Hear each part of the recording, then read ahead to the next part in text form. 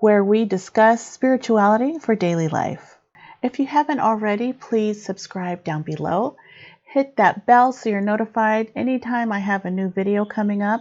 You know, it's been a while. I've had a little bit of a lull on YouTube videos. I've been focusing on my social media stuff and doing some lives on Facebook, which doing lives is kind of scary, I'm telling you, but I had to push through it. And I did. So coming to you from Hawaii, I feel very blessed and honored to have this channel and have the ability to share. So today's topic is about energy healing, what it is, and what it really does for our physical body. So let's get started. I'm so excited.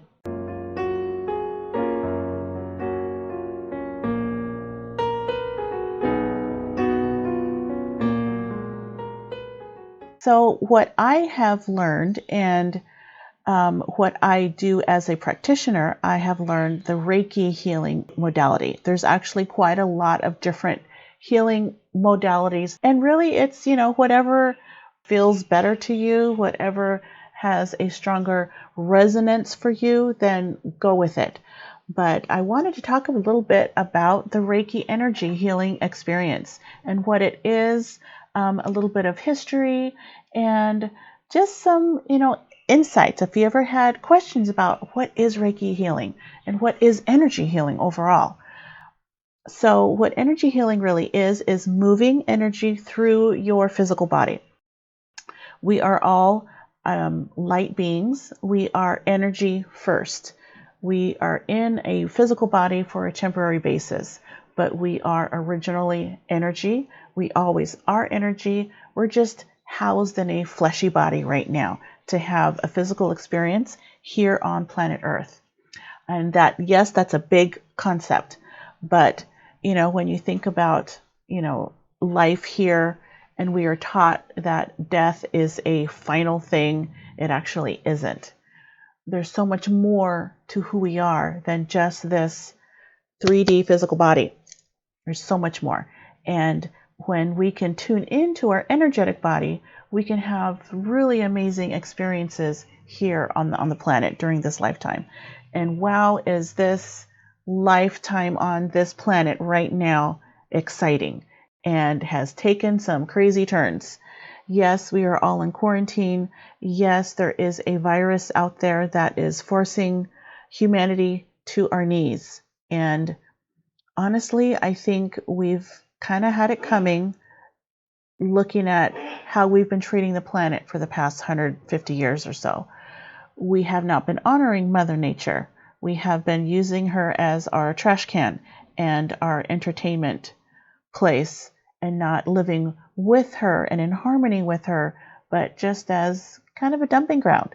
And now we're sent, the human race is sent in timeout to stay at home. There is an energetic meaning to it, but that's a whole nother video. Let's talk about energy. We have energy centers throughout our body, which is called chakras. And when they are working in harmony, our body feels good. When there is blockage or when they're out of balance, that's when we have emotional pain, emotional trauma. We don't feel good. It could result in physical pain. So any physical pain that is of a chronic nature, like things that keep happening over and over again, like migraines, high blood pressure, blood disorders, an energy imbalance in its origin, or emotional pain in its origin. And it could be from our childhood. It could be just from a couple of years ago. It could be from a past life. So the energy healing helps to dig out or to bring to the surface where the pain is stored, which could be positive or negative energy. I don't like to call it good or bad, but it could be positive or negative. So the negative ones is what causes physical pain and trauma in our lives. So I have been a Reiki practitioner and teacher for a little over 3 years now. And I kind of shy away from the word master. It has a lot of ego attached to it. And I really work consciously on not attaching ego feelings towards healing because it's not really me that's healing, it's the energy flow, it's the Reiki guides from source energy that actually does the healing. I'm basically the conduit. I like to give the analogy of the patient or the client is the light bulb.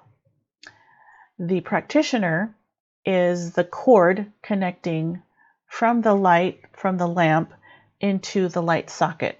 So the practitioner, or it would be me, is the cord. And the light socket or energy source is source energy or the actual Reiki energy. So me as the practitioner, I'm not necessarily doing the healing.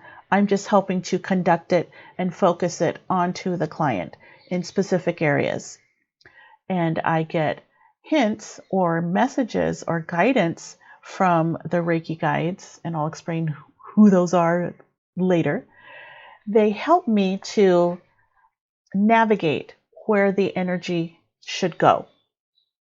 So let's talk about the definition of what is Reiki.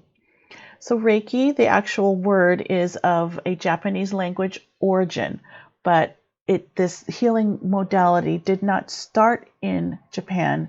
It did resurface in Japan. It's actually, or its origins are actually from India. The actual word and overall means universal life source, universal life force. So Rei meaning spirit or the holy gift, and ki is the vital energy or feeling. So loosely translated, Reiki is the universal life force. Isn't that exciting? And it has such meaning. And when I first heard the word, it just resonated so strongly within me. I just knew I had to learn it. I actually hounded my teacher. What do you have in your next class? I have to be on it. I have to do this. I just knew it was something I needed to incorporate in my life. And my spirit guides at the time were just saying, yes, yes, yes, this is for you. This is your next step in your spiritual journey. So I took it on full force and I went in with both feet, and I've loved it ever since. And I'll go over a little bit of how, Reiki resurfaced. So a man named Mikao Usui from Japan was a teacher in the medical field. So he was kind of a teacher of doctors. And his students asked him, what was the healing modality that Jesus used during his time of healing as he went from village to village? And Usui did not have an answer. So that became a really strong mission of his to figure out what was this healing that Jesus was able to do upon people who needed healing. He had to take his own journey, so he went up to this mountain and camped up there for a while and went into deep meditation. And on the last day of his meditation, he received the answers. It came in a channeling, in a download of data, and he saw the symbols. He saw how to do it. It was just had this knowing. So on his way down from the mountain, so excited, he tripped and fell, and he hurt his own ankle or his shin. And he knew he was going to have a really hard time getting back down from this mountain. So he placed his hands on his leg and was able to relieve the pain long enough to get himself down the mountain. From there, he started teaching, and he had students, and he was teaching and healing people throughout Japan. Many years later, a woman from Hawaii, and her last name is Takata, and she traveled from Hawaii to Japan to visit family. During that time, she became ill and had the choice to either have surgery or try this other healing opportunity, which was Reiki. That's what she chose. And within a few weeks, she was fully recovered and could not believe how wonderful she felt. She came back home to Hawaii, and it just was on her mind. And she had to be a part of this Reiki healing, and she wanted to learn it. So she went back to Japan, became one of the first female students, and became a Reiki master. From there, she received the blessings and the okay to take Reiki to Hawaii and teach it to others and continue this healing. So within her lifetime, she taught about 80 master Reiki practitioners. And from those 80, they went on around the world, and that's how Reiki was brought to the rest of the world. Amazing story, right? And we a big part of Reiki is moving the energy through your hands. And actually, humans are very hardwired to do hands-on healing. Because anytime we've hurt ourselves, we've ran our shoulder into something, or stubbed your toe, or hurt your finger. What do? You hold it. You put your hand on it. You put your hand somewhere. So we're hardwired to lay our hands on the place of pain because we want to comfort it. We're the only animal on the planet that does that. Even when, we embrace someone, when you see a loved one, or when you meet someone, you shake hands, you're exchanging energy. You give someone a real, hard hug, and you rub their back really, really hard, because you want to just put all your love into their back with your hand. And, you're waving goodbye, you're waving hello. There's a lot of gestures to communicate, to show our level of emotion with what we want to say, and we're using our hands. Reiki, or any energy healing, comes natural to us. We are born to do it. We are all healers. I do Reiki for myself almost every day. There's days when I forget or I get a little lazy, but I do it for myself. When I know I need it, then I say, okay, it's Reiki time. I need to Reiki. So there are 3 levels to Reiki: level 1, 2, and 3. Level 1 is learning the history of Reiki and healing the self, because one has to be a clear conduit of the energy in order to then heal others. So you have to deal with your own emotional baggage, heal it, address it, take a look at it, see, damn, I got all that. Luggage. Because a lot of times it's an energetic contract that you made with that person to come into your life and bring this lesson. And it's either teaching you, how strong you are, teaching you to overcome challenges, and teaching you, how to stand in your own truth. I know we are some hard heads, right? I know I am. So another, really unique thing about Reiki is there are the Reiki Principles. So the Reiki Principles is almost like a prayer, and it's something that you learn in Reiki 1. It's really a foundational part of Reiki, and it's just for today. I will not be angry. I will not worry. I will be grateful. I will do my work honestly. I will be kind to every living thing. And it's just a real special thing to recite, to be aware of, to be conscious of before you do any type of healing on yourself or anyone else. So some major benefits, physical benefits of receiving energy healing is a reduction of pain.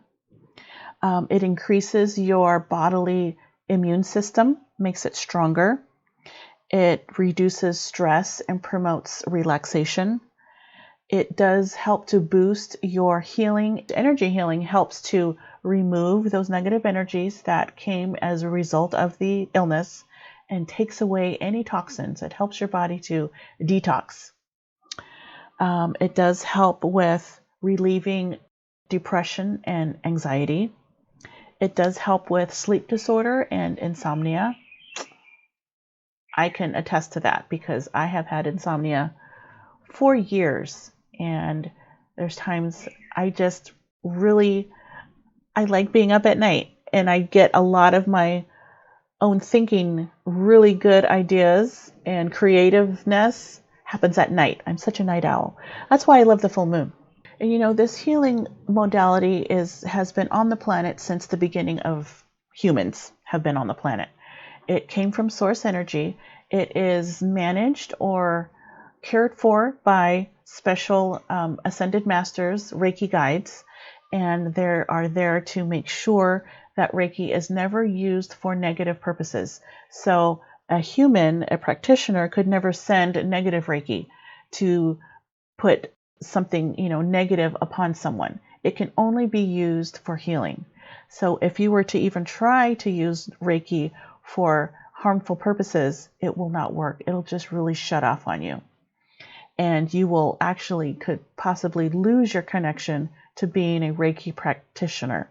So those are one of the major agreements that every practitioner agrees to once they start learning Reiki, and the teacher really imposes that strongly.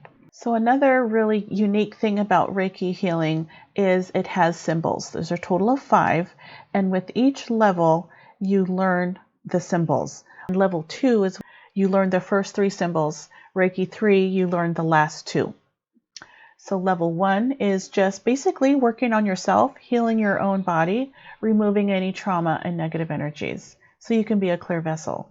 Level 2 is healing others and all the other ways that healing can be done, which you can heal. You can put Reiki energy in any object. You can put it in water. You can put it in your food. You can put it in an event in time.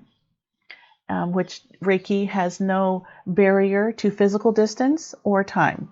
When we're on the other side of the veil, working with Source, there is no concept of time. There's only the now. So anything that you would think of, something that happened in your past that is causing trauma for your present day, just thinking about those things, and in the Reiki session, the practitioner helps you to go back to that moment in time where the trauma started, where the pain started. And sometimes it's your childhood, sometimes it's past life. And you bring that memory to your present day, look at it, review it, heal it, forgive it, and cut the cords from it so it no longer affects you. And then Reiki 3 comprises of distance Reiki and teaching Reiki. And with each level comes an attunement at the end of your lesson. So you can have attunements more than once.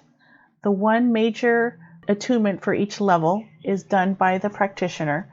And then once you get to level 3, you learn to give yourself attunements and others. There could be attunements for any type of need. You can focus your attunement on a specific purpose, whether it's abundance, whether it's love, whether it's focusing on big emotional healing or removing blocks, any number of things. You can focus and attunement to do that for yourself or for others. The nice thing is I do Reiki healing in person, lay down or sit in a chair. I incorporate crystals and essential oils for all your senses. I also do distance Reiki. So you can be in the comfort of your own home, which works in perfect since we're kind of all at home. And because there's Reiki energy has no barrier to physical distance or time zones. So I can be here in Hawaii in the morning and you can be in your home late afternoon, and we can talk on video or talk by phone and conduct a Reiki healing session. Because at the comfort of your own home, you feel safer, you feel more at peace, you feel more comfortable. So you're more apt to be open on an emotional level, on an energetic level to the Reiki healing, because you're relaxed and you feel safe. So because we have free will, we have to say yes to the energy. Yes, I'm ready to heal. Yes, I would like to receive Reiki energy healing. So by the energetic way of you saying yes, you're agreeing to the healing, that's how it is able to enter you and start working on you.